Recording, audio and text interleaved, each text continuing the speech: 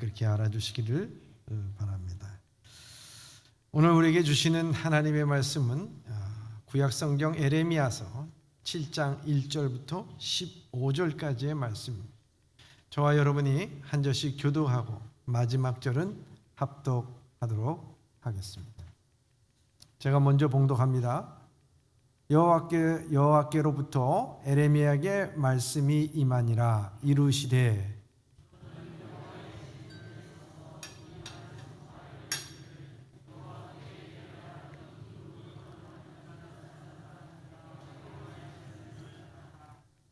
만군의 여호와 이스라엘의 하나님께서 이와 같이 말씀하시되 너희 길과 행위를 바르게 하라. 그리하면 내가 너희로 이곳에 살게 하리라.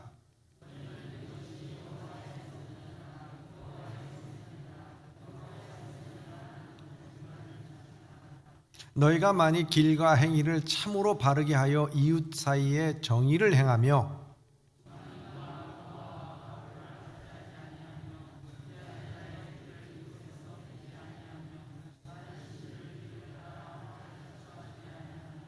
내가 너희를 이곳에 살게 하리니 곧 너희 조상에게 영원 묵은토록 준 땅이니라.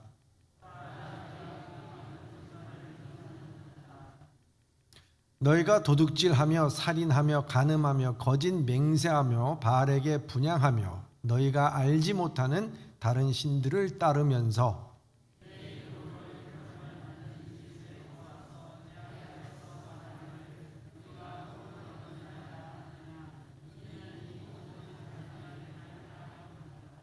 내 이름으로 일컬음을 받는 이 집이 너희 눈에는 도둑의 소굴로 보이느냐? 보라, 나 곧 내가 그것을 보았노라. 여호와의 말씀이니라.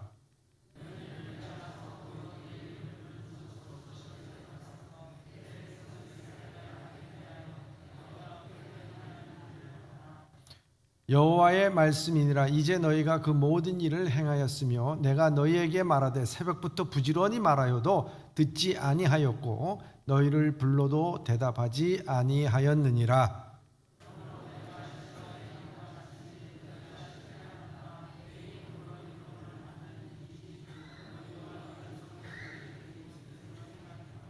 다 같이요. 내가 너희 모든 형제 곧 에브라임 온 자손을 쫓아낸 것 같이 내 앞에서 너희를 쫓아내리라 하셨다 할지니라. 아멘.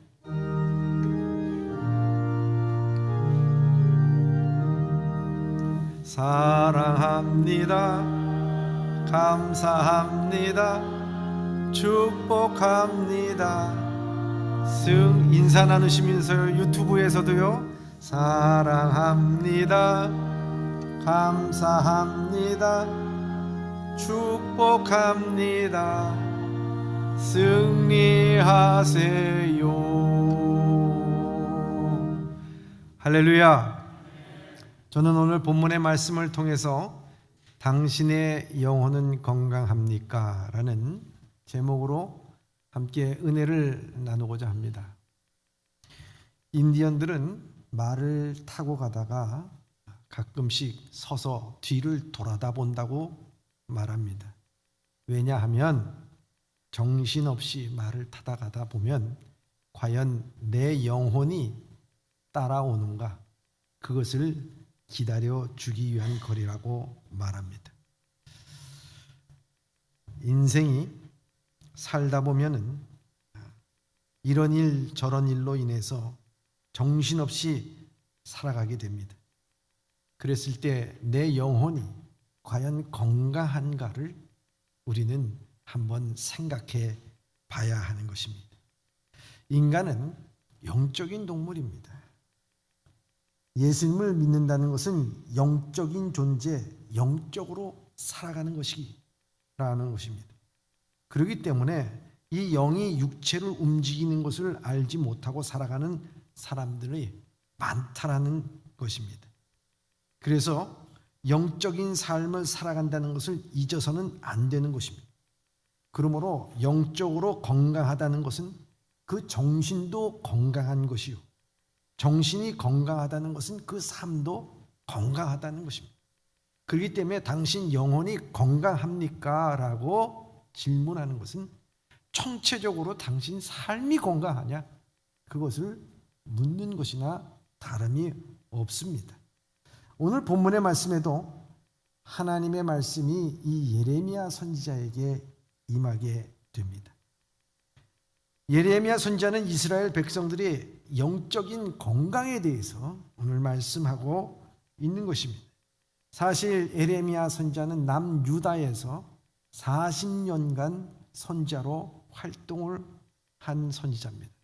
그런데 이 예레미야 선지자가 활동했던 그 시기가 이스라엘의 번영의 시기도 아니고 초창기의 시기가 아니라 이스라엘이 막 이제 망하게 될 조짐을 보이고 그리고 바벨론에 의해서 망하게 될 때까지의 40년이라는 세월이에요. 그렇기 때문에 얼마나 이 40년이라는 세월은 암울한 시대였는가 하는 것입니다. 모세도 40년간 이스라엘 백성들을 인도했는데 에레미야도 마찬가지였다 하는 것입니다. 이 에레미야와 동시대 때에 활동했던 선지자가 스바냐, 하박국, 다니엘, 에스겔 등등이 있었습니다. 오늘 국가적으로 위기에 처해 있는 이 이스라엘의 상황 가운데서 에레미야는 하나님의 말씀을 전하고 있는 것입니다. 사실 에레미야가 말씀을 전할 때에 요시야 왕이 유다의 왕이었습니다. 이 요시야 왕은 정말 하나님의 말씀대로 이스라엘 백성들을 이끌고 종교 개혁을 단행했던 사람입니다.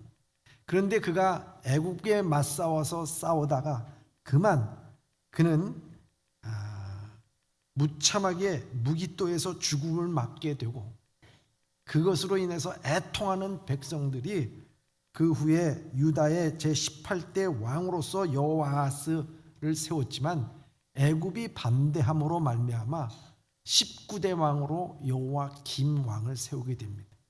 그런데 이 여호와김 왕은 자기 아버지 요아스와 같이 신앙적으로 바로 쓴 사람이 아니었습니다. 그는 온갖 우상 숭배를 일삼게 되고 나라가 부정과 불의와 부패로서 인해서 혼란스럽게 되고 그리고 바벨론의 침공을 앞두고 있는 그야말로 암울한 시기에 지금 나라의 운명이 풍전등화 같은 위태로운 때에 백성들이 성전에 모여서 여호와의 도우심을 간구하고 있을 그때에 하나님은 이 예레미야 선지자를 통해서 이스라엘 백성들에게 말씀을 하고 있는 것입니다. 이 말씀은 오늘 이 나라 이민족에게 주시는 말씀이요, 교회에 주시는 말씀이요, 우리 성도들에게 들려주시는 하나님의 음성이라고 하는 것을 우리가 깨달아야 하는 것입니다. 전체적으로 병들어 있는 남유다를 위해서 이 예레미야는 쓴소리를 하지 아니할 수가 없었습니다. 그럼 쓴소리를 한다는 거 그거 쉽지 않습니다. 참 괴롭고 슬펐을 것입니다. 그렇기 때문에 예레미야 선지자는 눈물의 선지자라고 별명이 붙었습니다. 여러분, 자녀들에게 쓴소리를 하고 남에게 쓴소리를 하는 사람의 경험을 보면 참 마음이 아픈 것 아니겠습니까?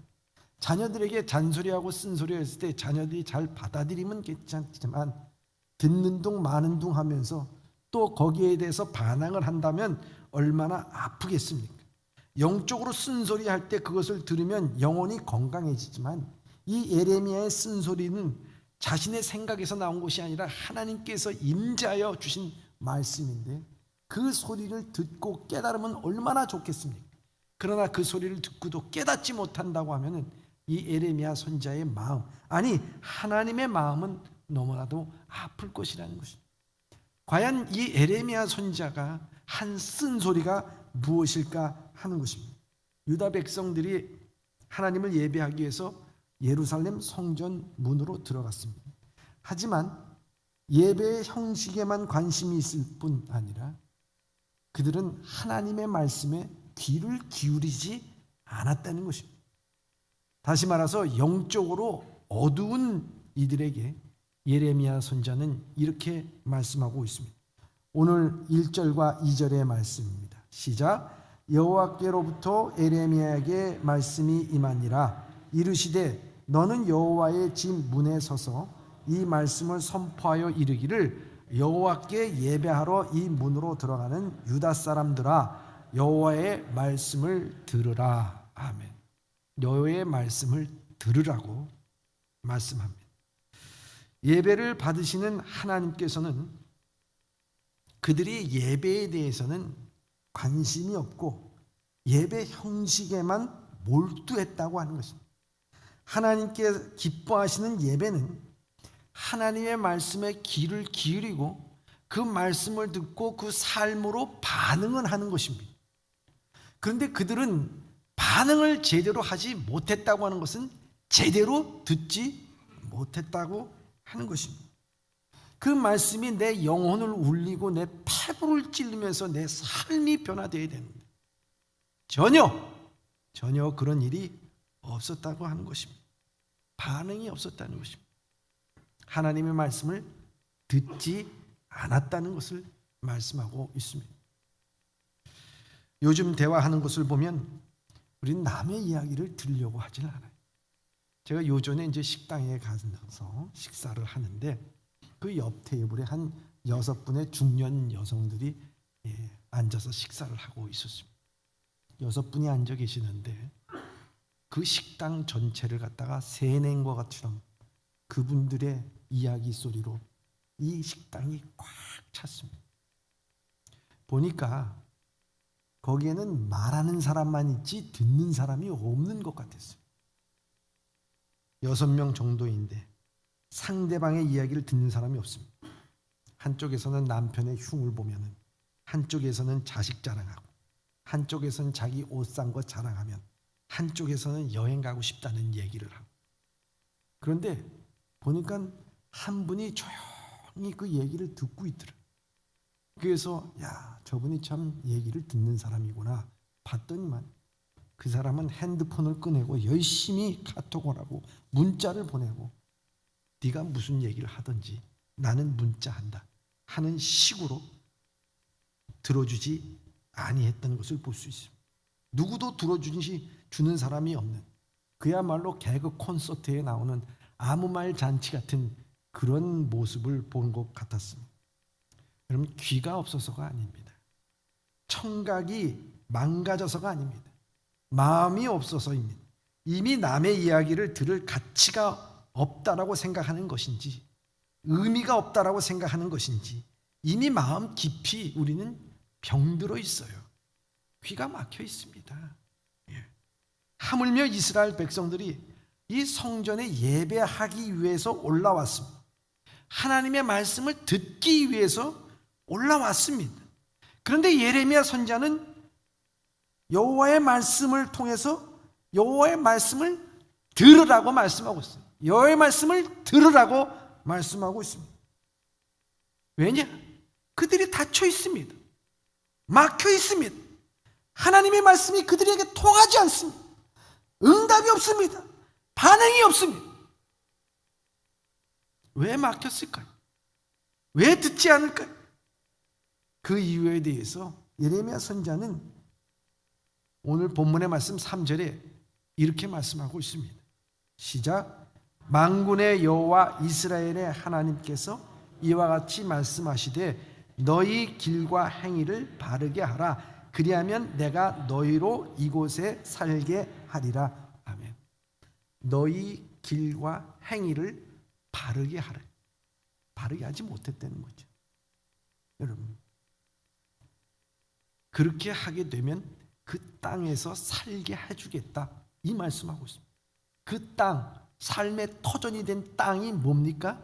가나안 땅입니다. 여러분, 가나안 땅이라는 것은 이스라엘 민족에게 어떠한 의미를 갖고 있습니까? 그것은 아브라함으로 조상으로부터 맺어진 약속의 땅입니다. 하나님께서 그들에게 약속을 성취한 성취의 땅이기도 합니다. 그리고 이스라엘 백성들이 이 가나안 땅을 정탐할 때에 이 여호수아가 이야기한 것처럼 그것은 젖과 꿀이 흐르는 땅이라고 말하면서 여호와 하나님께서 우리를 기뻐하시면 우리를 그리로 인도하실 거리라고 말한 약속의 땅, 성취의 땅, 이스라엘 백성들의 하나님께서 주신 땅이라고 하는 것입니다. 그런데 더 나아가서 중요한 것은 그 땅은 그냥 땅이 아니라 이스라엘 백성들에게 거룩한 백성들이, 단지 이스라엘 백성들이 사는 곳이 아니라 거룩한 백성들, 하나님의 백성들이 사는 곳이 가나안 땅이라는 것입니다. 그러기에 이 가나안 땅이 되기 위해서는 그 가나안 땅에 사는 백성들이 거룩해야 된다는 거예요. 여러분, 거룩성이 상실돼 버리면 약속의 의미가 상실돼 버리는 거고 성취의 의미가 상실되는 것입니다. 예수님께서도 우리에게 말씀하실 때 너희는 세상의 빛이요 소금이라고 말씀하지 않습니까? 그런데 그 소금이 맛을 잃어버리면 어떻게 된다 그랬어요? 밖에 버려진다 그랬어요. 버려질 뿐만 아니라 사람들에게 밟힐 뿐이라고 말씀하고 있습니다.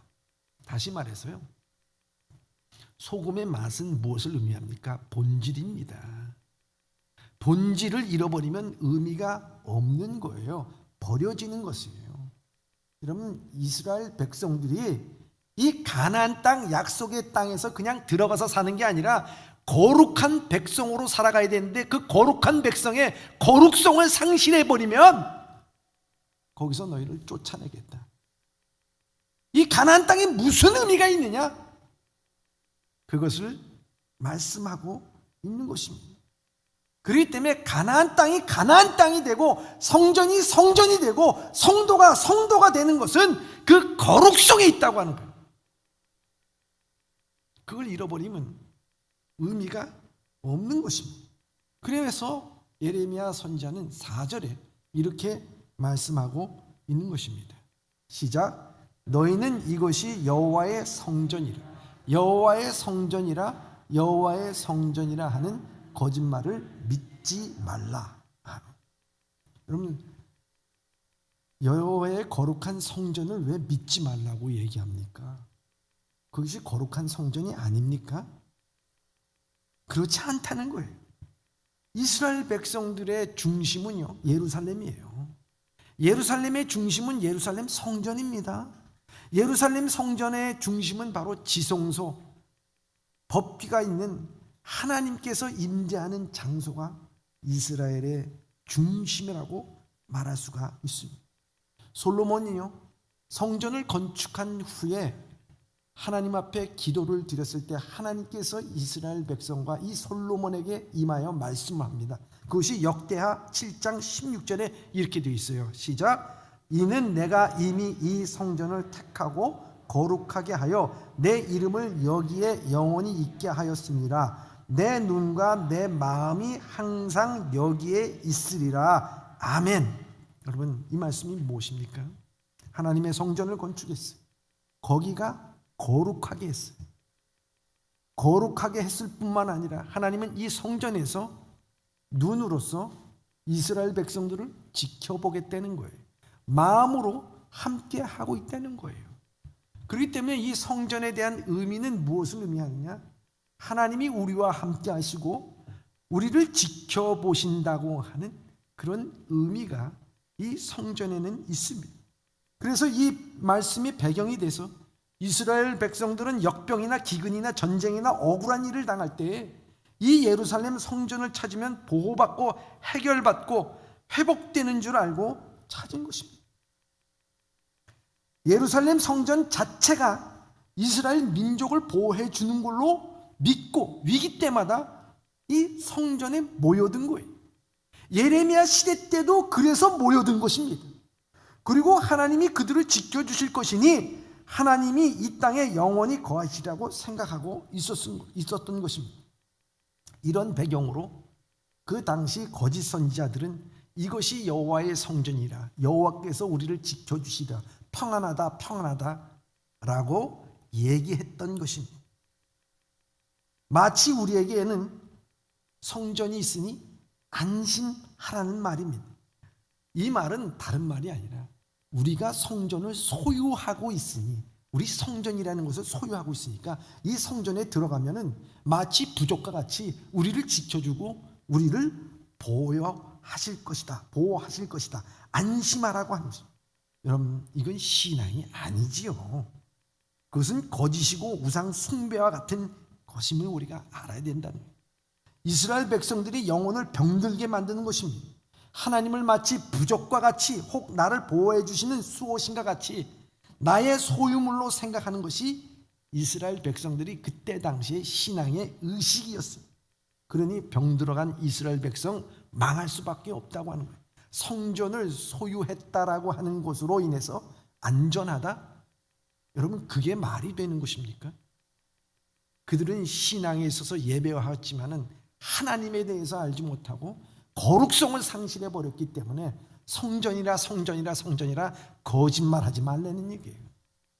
이미 거룩성을 상실한 사람들이 모여서 성전에 대한 소유의식만 갖고 있는 너희들이 거기에 무슨 능력이 있고 하나님의 안전함을 기대를 하느냐 하는 것을 말씀하고 있는 것입니다. 요즘 TV 프로그램을 보면요, 특별히 건강에 대한 프로그램들이 참 많이 있는 것을 볼 수 있어요.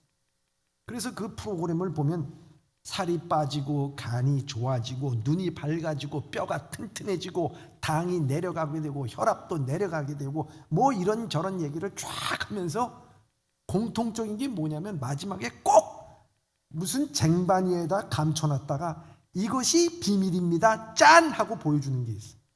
뭐 약이라는 것도 있고 물질도 뭐 해주고 뭐 음식도 여러분 생각해 보십시다. 그게 우리를 건강하게 만들어 줍니까? 그 단지 건강 보조 식품. 여러분, 우리가 건강하려면 열심히 땀 흘려야 돼. 운동해야 돼. 제대로 식사해야 돼. 여러분, 생활이 바라야 돼. 여러분, 땀 흘리고 제대로 삶을 살아가는 것은 절대로 배신하지 않습니다. 마찬가지야. 우리의 신앙이라고 하는 거죠. 성전을 소유했다고 우리가 영혼이 안전한 것이 아니라고 하는 것입니다.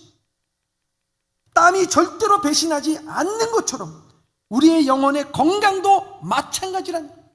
주일 예배 드렸다고 해서, 기도했다고 해서, 헌금했다고 해서 우리의 영혼이 건강한 것이 아닙니다. 우리에게 성전이 있다고 해서 우리의 영혼이 안전한 것이 아니라는 거예요. 주님 전에 와서 내가 눈물을 흘리고 기도를 하고 무릎을 꿇고 몸부림치면서 신앙생활하는 거 절대로 우리의 신앙은 배신하지 않는다는 거예요. 여러분, 그게 없이 단지 앉아있는 것, 그게 우리의 신앙이에요. 성전을 소유하고 성전이 있으니 안전하라. 그것은 거짓말이라는 거예요. 성전을 소유물로 생각하는 것. 그 성전을 소유물로 생각하는 사람들의 특징이 뭐냐? 오늘 5절에서 7절의 말씀에 이렇게 말씀하고 있습니다. 시작. 너희가 만일 길과 행위를 참으로 바르게 하여 이웃들 사이에 정의를 행하며 이방인과 고아와 과부를 압제하지 아니하며 무죄한 자의 피를 이곳에서 흘리지 아니하며 다른 신들 뒤에 따라 화를 자초하지 아니하면 내가 너희를 이곳에 살게 하리니 곧 너희 조상에게 영원 무궁토록 준 땅이니라. 성전을 소유물로 생각하는 사람들에게는 정의가 없다는 거예요. 정의를 행하지 않는다는 거예요. 약자들에게 억울한 일들이 일어납니다. 무엇을 의미하는 것입니까? 공동체 의식이 없다라고 하는 거예요. 공동체 의식이 사라진 거예요. 여러분, 부모들이 자식을 소유물로 생각하면 그 가정 행복하겠습니까? 너는 내 말대로 해. 내가 말하는 대로 하면 돼. 하면서 그 자식의 인격을 무시하고 그 말을 무시하고 소유물처럼 자기 마음대로 주물럭하게 되면은 그 자식은요, 병들어가는 거예요. 아니, 자식만 병들어가는 것이 아니라 그 가정은 병들어가는 것이고 그 아이는 망하게 되는 것입니다. 여러분, 마찬가지. 하나님의 성전을 자신의 소유물로 생각합니다. 그러니 이스라엘 공동체의 정의가 사라지게 되고 억울한 사람만 늘어나게 되고 불평과 원망과 환난당한 자들 여러분 늘어나게 되는 것 아니겠습니까? 사울이요, 자기가 왕이 된 다음에 이 왕권을 갖다가 자기 소유물로 생각했어요. 그렇게 되니까 그때에 많은 사람들이 억울한 자, 빚진 자, 환난당한 자들이 많이 생기게 된 거예요. 그 사람들이 다 어디로 갔느냐? 다윗의 아둘람 굴에 가서 다윗에게 간 것을 볼 수가 있습니다. 여러분, 이와 같이 오늘도 이 땅에서, 이 교회에서, 가정에서 하나님의 성전을 마치 소유하여 그것만 가면은 우리가 안전하다. 여러분, 공동체 의식이 없습니다. 억울한 자가 있고 아픈 자가 있고 약한 자를 돌보지 못하고 몸부림치며 주님 앞에 나와 기도하지 못하고 눈물 흘리지 못하는 모습이 있게 됐을 때 우리 주변엔 어떻게 되느냐? 이와 같은 일들이 벌어지게 되고 소유의식이 생기게 된다고 하는 것입니다. 여러분, 더 나아가서 그들은 여호와 하나님을 믿는 신앙조차 사유화하려고 그랬어요. 신앙조차. 오늘 본문의 말씀 7장 9절에서 10절까지의 말씀입니다. 시작. 너희가 도둑질하며 살인하며 간음하며 거짓 맹세하며 바알에게 분향하며 너희가 알지 못하는 다른 신들을 따르며 내 이름으로 일컫는 받는 이 집에 들어와서 내 앞에 서서 말하기를 우리가 구원을 얻었다 하느냐? 이 모든 가증한 일을 행하려 함이로다. 아멘. 이 성전에 오고 가는 유다 백성들이 하는 소행입니다. 성전 밖의 사람들이 아닙니다. 그토록 성전을 사랑하고 사모하는 하나님을 부르면서도 일상의 삶에서는 하나님의 계명을 가볍게 여기고 하나님을 만홀히 여겨서 그들은 도둑질하고 살인하고 간음하고 거짓 증거하며 사람을 공궁에 빠뜨리고 심지어는 우상을 품고 다니며 우상에게 머리를 조아리며 다른 신들에게 따른다고 하는 것입니다. 여러분, 그런 성전에서의 예배와 일상에서의 삶이 너무 천양지 차이가 크다고 하는 것입니다. 불행하게도 당시 유대의 백성들은 자신의 부정한 행실에 대해서 각성이나 돌이킴이 없이 그저 성전에 와서 제물을 많이 바치고 예배를 드리면 충분하다고 얘기를 하고 제물과 예배를 드리면 안정과 샬롬을 달라고 평안을 달라고 자처하는 것이었습니다. 그래서 한마디로 얘기하면 교회가 그 성전이 하나님과 거래하는 장소가 된 거예요. 내가 헌금 냈으니 평안 주십시오. 여러분, 이건 신앙이 아니라 신앙을 사유화한 겁니다. 이사야서 1장 11절과 15절에 보면 그때 당시를 이 세번역에 보면 이렇게 되어 있습니다. 주께서 말씀하십니다. 무엇하러 나에게 이 많은 제물을 바치느냐? 나는 이제 수양의 번제물과 살찐 짐승의 기름기가 지겹고 나는 이제 숫송아지와 어린 양의 수염소 피도 싫다. 너희가 나의 앞에 보이러 오지만 누가 너희에게 그것을 요구하였느냐? 나의 뜰만 밟을 뿐이다. 다시는 헛된 제물을 가져오지 말라. 다 쓸모없는 것들이다. 분향하는 것도 나에게 역겹고 초하루 안식일과 대회로 모이는 것도 참을 수 없으며 거룩한 집회를 열어놓고 못된 짓도 함께 하는 것을 내가 더 이상 견딜 수가 없다. 나는 정말 너희의 초하루 행사와 정한 절기들이 싫다. 그것들은 오히려 나에게 짐이 될 뿐이라. 그것들을 짊어지기에 내가 너무 지쳤다. 너희가 팔을 벌리고 기도한다 하더라도 나는 거들떠 보지 않겠다. 너희가 아무리 많이 기도한다 하여도 나는 듣지 아니하겠다. 너희 손에 피가 가득하다라고 말합니다. 여러분, 이스라엘 백성들이 그때 당시에 이랬어요. 성전을 소유하고 신앙조차 사유화를 했습니다. 그렇게 온갖 죄에다 찌들었음에도 불구하고 오늘 본문의 말씀 10절에 보니까 그들은 성전에 들어와서 우리가 구원을 얻었나이다. 우리가 구원을 얻었나이다라고 말합니다. 이런 말을 하는 그들을 가리켜서 에레미야 선지자는 이는 모든 가증한 일을 행하려 함이로다 말하고, 이게 다 가증한 일이에요. 가증한. 이 가증한 일이라는 것 위선이죠. 이것을 가장 잘 나타내는 그 장면이 어디 있느냐? 신약에 나와 있습니다. 한 가늠한 여인을 현장에서 붙잡아서 예수님 앞에 데려옵니다. 그리고 예수님 앞에 말합니다.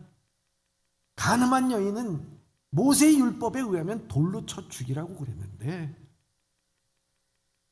선생이요, 이거 어떻게 해야 됩니까? 하면서 살기 등등한, 자기는 의롭다고 얘기하면서 손에 돌을 들고 이 여인을 치려고 합니다. 그때 예수님께서 그들에게 말씀하십니다. 죄 없는 자가 먼저 돌로 치라. 그럼 그때 거기에 수많이 있는 사람들이 하나씩 돌을 내려놓고 그 장소를 떠나게 됩니다. 그 현장을 떠나게 됩니다. 저는요, 그 현장을 바라보면서 그 현장이 무슨 현장인가? 가나안 여인이 살아나는 현장인가? 아니에요. 그 현장은요, 모든 가증한 것과 위선이 드러나는 현장이라고 말할 수가 있습니다. 여러분, 위선이라고 하는 것, 가증한 것이라고 하는 것이 뭐겠습니까? 여러분, 내가 의롭다고 하는 것을 드러내는 게, 그게 가증한 현장이 아니에요. 진짜 가증한 현장은요, 자기가 죄인이고 자기가 부패하고 자기가 더러움에도 불구하고 남에게 나는 의롭다고 하는 것을 보여주기 위해서 포장하는 게, 그게 가증한 거예요. 그들은 돌을 들은 것은 왜 돌을 들었습니까? 나는 의로운 사람이야. 그것은 무엇을 감추기 위해서? 자기의 더럽고 가증스럽고 죄악을 덮기 위해서 돌을 든 거에 불과한 것이다 하는 것입니다. 우리가 간음은 하지 않고 살인은 하지 않고 도둑질은 하지 않고 거짓말은 하지 않았다 하더라도 오늘 우리는 내 의를 드러내고 내 죄악을, 내 선과 내가 기도하고 주의 전에 나와서 하나님 아버지 기도하며 두 손 들고 하는 그런 행위로서 내 속에 있는 죄를 덮은다면 그게 가증한 거예요. 거기에 하나님의 인자가 있을까요? 오늘 예레미야 선지자는 바로 그걸 우리에게 지적하고 있는 것이라 하는 것입니다. 마치 주의 전에 와서 세상에 있어서 온갖 죄를 저지르고 불건강한 일을 다 했음에도 불구하고 나는 주의 전에 와서 나는 거룩하다, 하나님 아버지 감사합니다 하는 것은 마치 분장실에 들어가서 그 더러운 얼굴에다가 분칠이나 하고서 덧칠이나 하고서 돌아가는 거와 마찬가지입니다. 교회가 분장실입니까? 아니지 않습니까? 성전에 들어와 구원받았다는 것으로서 자신의 의를 인정받으라는 것은 마치 신앙 경력 가운데 하나를 내세울 수 있는 이력서와 같이 사유화하는 것이라니, 하나님은 이런 모습을 보면서 11절에 이렇게 말씀하고 있습니다. 시작. 내 이름으로 일컬음을 받는 이 집이 너희 눈에는 도둑의 소굴로 보이느냐? 보라, 나 곧 내가 그것을 보았노라. 여호와의 말씀이니라. 아멘. 여러분, 주의 성전이 도둑놈의 소굴이 된 것입니다. 여러분, 도둑놈의 소굴과 성전은 그 차이는요, 종이 한 장 차이예요.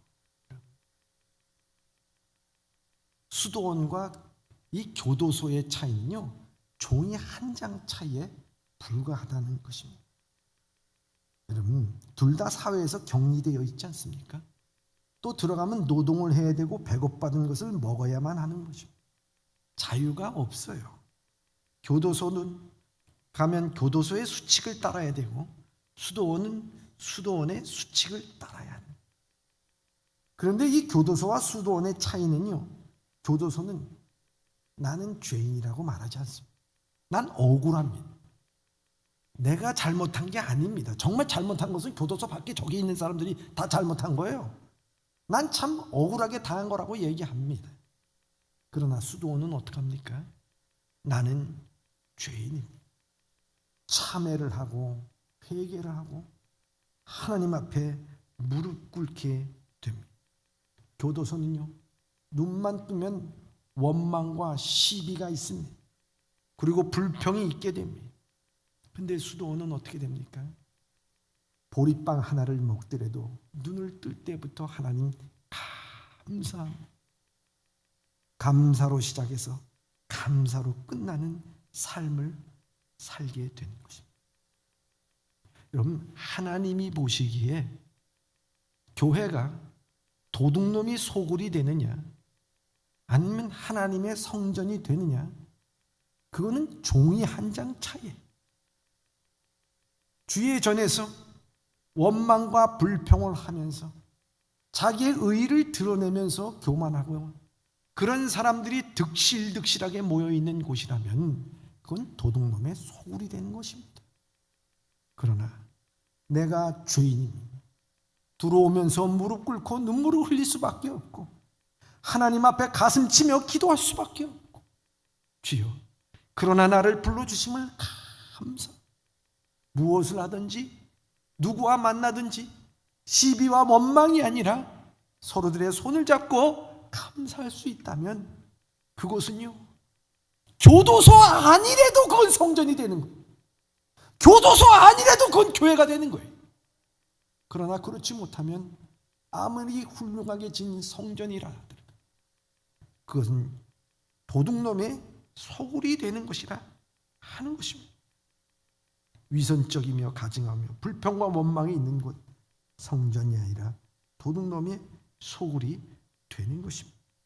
이스라엘 백성들은 바로 이와 같은 신앙을 사유화했습니다. 위선과 가증함이 있었습니다. 그런데요, 그들은 거기에서 그치지 않았어요. 거기서 더 나아가서 그들은 하나님을 소유화하려고 했습니다. 오늘 본문의 말씀은 12절에서부터 13절의 말씀입니다. 시작. 너희는 내가 처음으로 내 이름을 둔 초소 실로에 가서 내 백성 이스라엘의 악에 대하여 내가 어떻게 행하였는지를 보라. 여호와의 말씀이니라. 이제 너희가 그 모든 일을 행하였으며 내가 너희에게 말하되 새벽부터 부지런히 말하여도 듣지 아니하였고 너희를 불러도 대답하지 아니하였느니라. 아멘. 여러분, 이스라엘의 지금의 영적인 상태가 그들이 실로에 있을 때의 이스라엘 백성들의 영적인 상태와 같았다는 거예요. 그때 이스라엘 백성들은 악을 행하였다고 말씀하고 있습니다. 실로라고 하는 곳이 과연 어떤 곳입니까?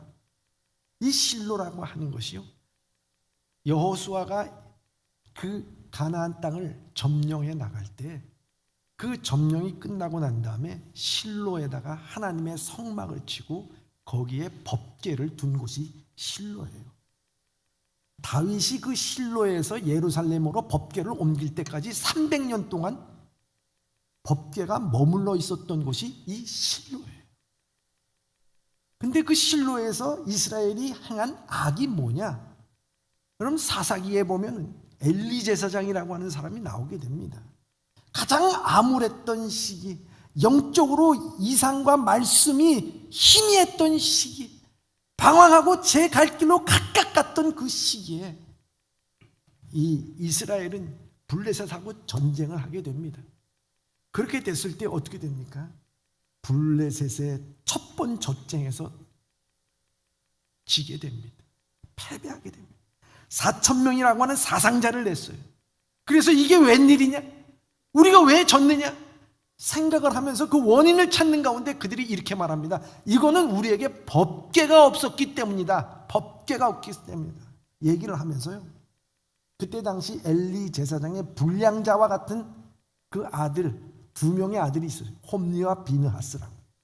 이 홈리와 비느하스를 통해서 실로에 있는 법궤를 전쟁터 가운데 가져오게 됩니다. 하나님이 임재하는 그 법궤를 갖다가 전쟁터에 데려온 거예요. 모시고 온 거예요, 여러분. 그러면 자기들이 승리할 줄 알았어요. 법궤만 오면 승리할 줄 알았어요. 웬걸이요. 블레셋하고 그래서 전투에서 맞받아쳤는데 어떻게 됐습니까? 4,000명이 죽은 게 아니라 3만 명이 죽었어요.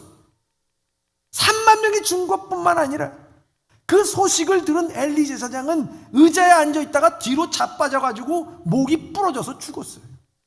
그리고 그 자녀들은 어떻게 됐냐? 비느하스의 아내는 그 소식을 듣고 해산을 하다가 죽고 말고 그 아이를 이가봇이다.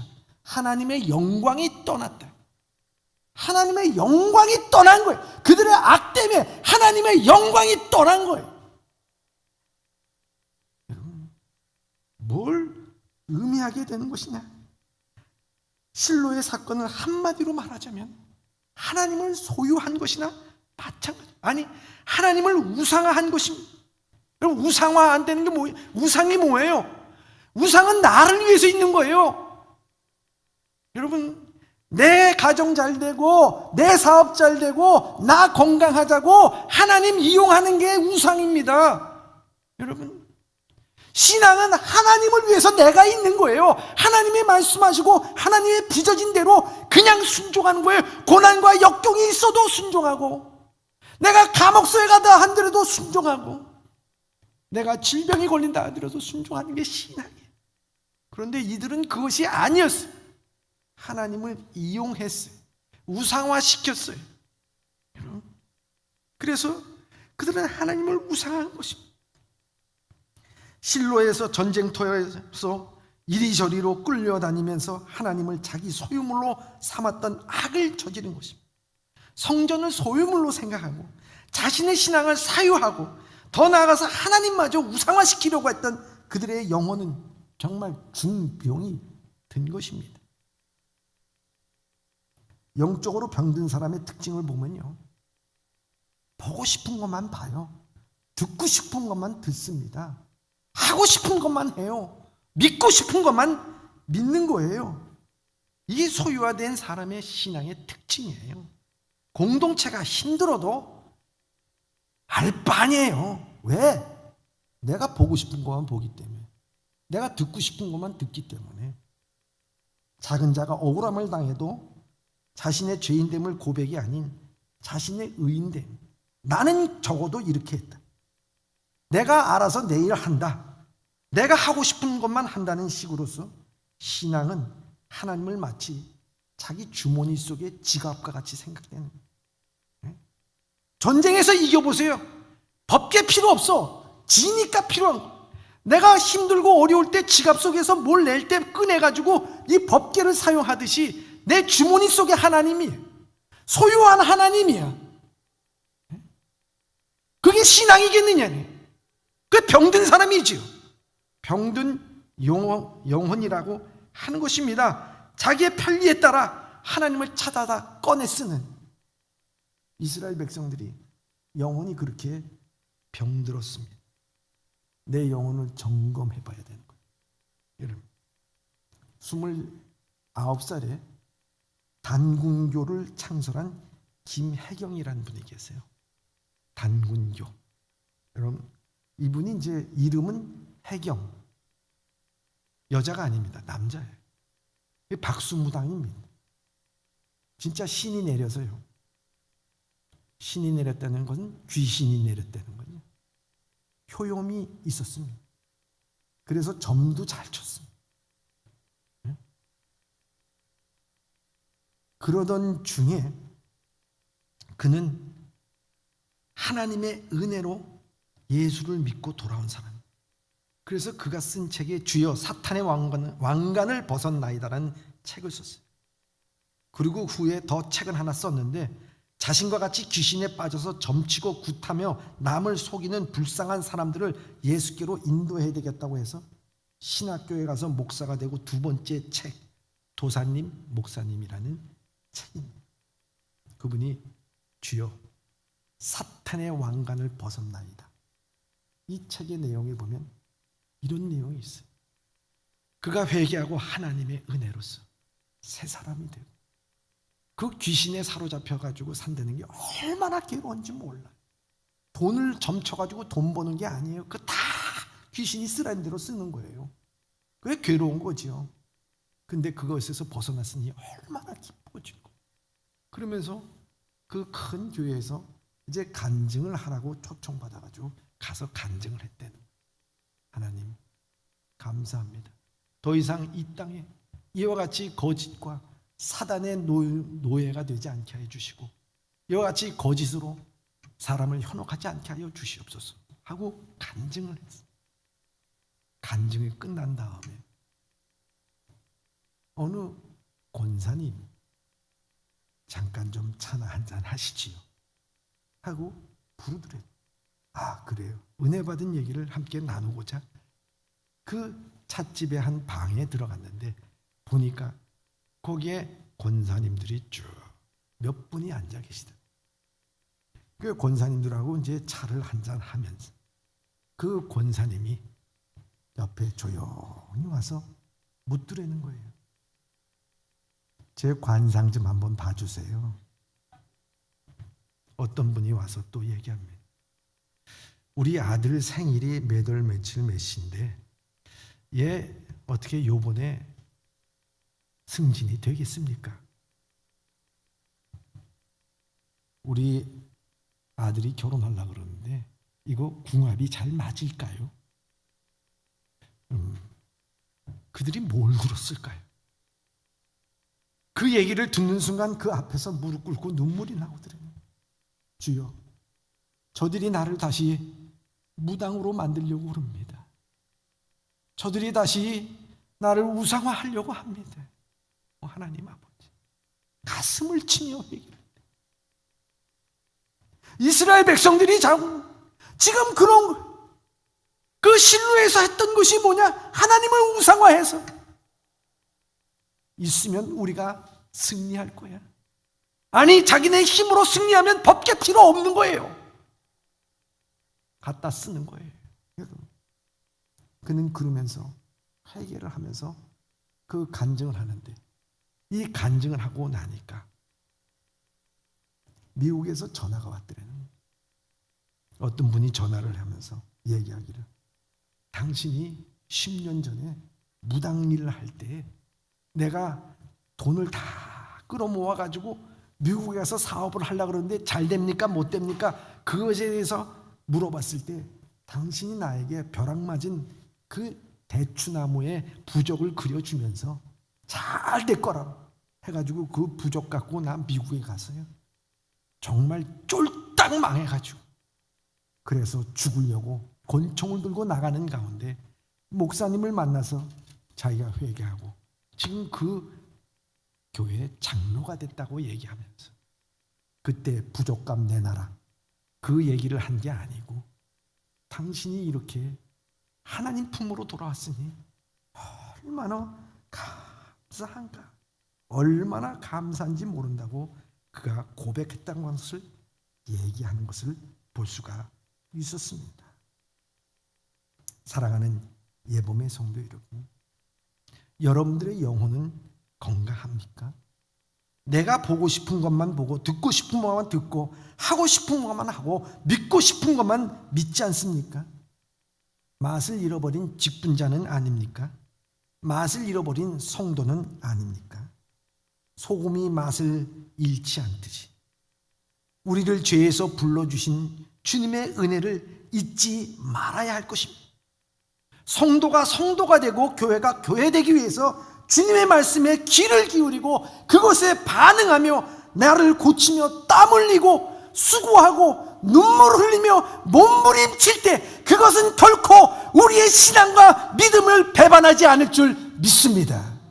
여러분, 사랑하는 성도 여러분, 지금이라도 우리가 새롭게 영혼의 건강을 살피고 건강한 그리스도의 삶으로 살아갈 때 우리 교회가 살고 가정이 살고 나라와 민족이 살게 될 줄 믿습니다.